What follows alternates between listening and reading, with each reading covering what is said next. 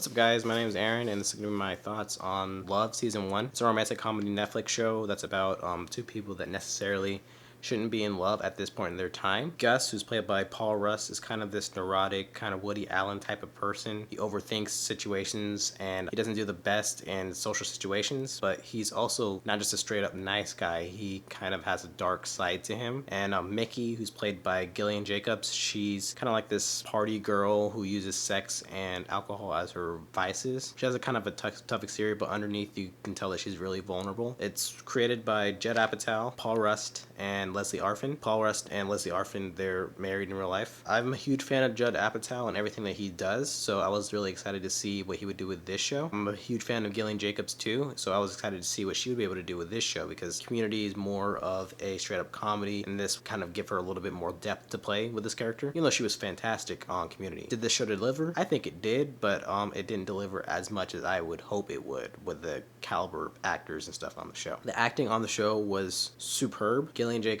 and Paul Rudd did a great job portraying these characters. Paul Rudd's character, at the beginning you kind of feel bad for him, like people are always taking advantage of him because he's like a struggling TV writer and he works on this teen soap opera show about witches. He's a tutor for a teenage actor on the show who's played by Judd Apatow's daughter in real life, and he's getting taken advantage of and stuff, and at first feel bad for him, but as the show goes on you can tell that he has a kind of a real darkness about the character, and he plays that really well. And it might not be the most loving character, but you still get invested in whatever he's doing because the acting is so good with what Paul Rudd is doing. Gillian Jacobs to me was the real standout of the two. I know that she is a experienced actress and she was professionally trained in acting, but yeah, I didn't really get to see that in Community and other projects that she's done. This show, you definitely see that hard work that she put in. I mean, she's more of a party girl that's kind of jaded and kind of callous to whatever people say to her, but yeah, you can really tell with this role that she has a really soft exterior once you get to know her and once you get to see the nitty grittiness of her. And yeah, I thought that was really interesting, and she did a really good job portraying that. The chemistry between Paul Rudd and Gillian Jacobs was really good. They really seem like a real couple that are going through things and they really get into the nitty gritty of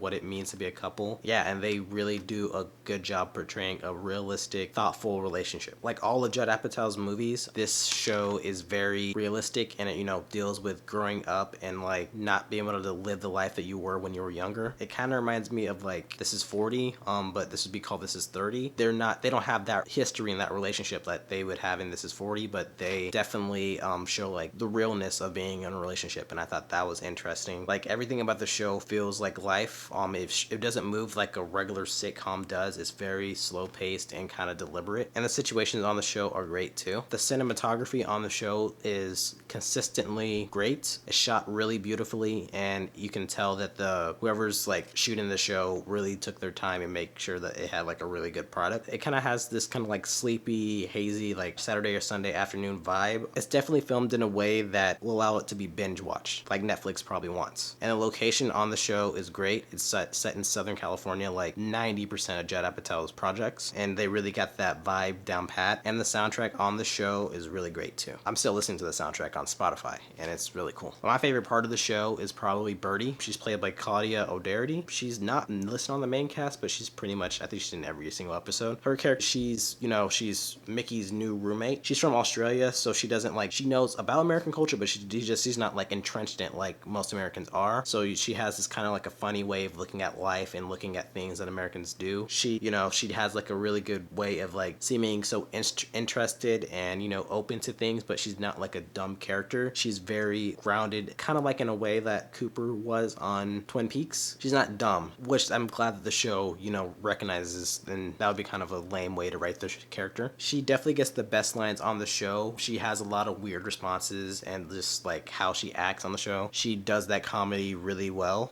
Her delivery is very in a other world, and I just love how she portrays that character. She really does make you sympathize with her when somebody's not treating her how she should be treated. You definitely feel bad for her, and the actress did a really good job portraying that and making you feel for her. This character reminds me of what I feel with a lot of Judd Apatow shows or movies. He creates these characters that you would just kind of want that project to be centered around. He literally did it with This Is 40, where he took one of the best parts of that movie and just made another movie just about those people. You could definitely do something with just this character if you were just given the chance. The show isn't perfect though. What I had a problem was with how it like kind of plays the stereotypes sometimes and tropes of like different shows. I understand that the show's trying to be kind of more realistic and, you know, show like a real relationship, but it kind of plays to the like stereotypes that you would expect from a romantic comedy. There's a character, Heidi. I would say like by her second or third scene, I was like, okay, I know how this character is gonna, like, I know the beats of what's this character's gonna do and stuff. It's kind of a shame because, you know, it's not, you would kind of want it to be a little bit more realistic and grounded. Things like that, and then just how Gus can, you know, get any woman on the show without any ease, and they don't, you know, really go into that. I thought that was kind of like a Judd Apatow, oh, the protagonist just gets everybody, even though he's not like, I just felt like that it's just played to the tropes a little bit too much. It's not like an overly funny show. I felt like Birdie and Kevin, I feel like Birdie and Kevin were like the only consistently funny people. Whenever they were on, you know that you're gonna get a laugh or two. There is humor in the show, but it's not overtly funny. It does get too uncomfortable at times. All I'm gonna say for people that haven't seen the show is when we get to the writer's room, whenever Gus gets in the writer's room, that is a very uncomfortable scene,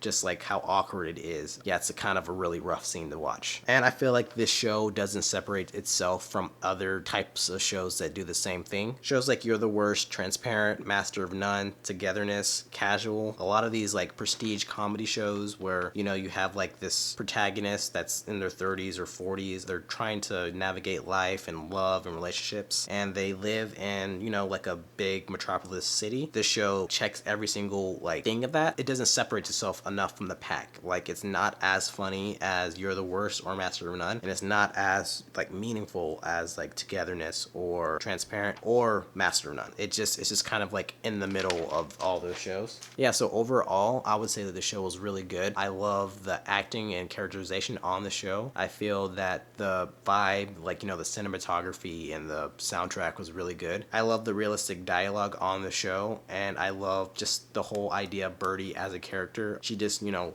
she just really needs like her own like vehicle, Claudia, because she's like really good on the show. What I didn't like about the show is just sometimes it does play to the tropes of a, you know, a regular sitcom or romantic comedy. It does get a little bit too uncomfortable at times, and it doesn't separate itself enough from the other prestige comedies. Like, it doesn't like demand attention as much as those other shows, but I feel like as season 2 comes on that they'll kind of readjust and make it a little bit better. If I had to rate the show out of 10, I would say it's an 8. I didn't feel that the negatives outweighed the positive. It was still like overall a good watch. I would definitely recommend it. It's on Netflix, I guess, indefinitely. Thanks for watching, and I hope you all enjoyed the review. All right, thanks, bye.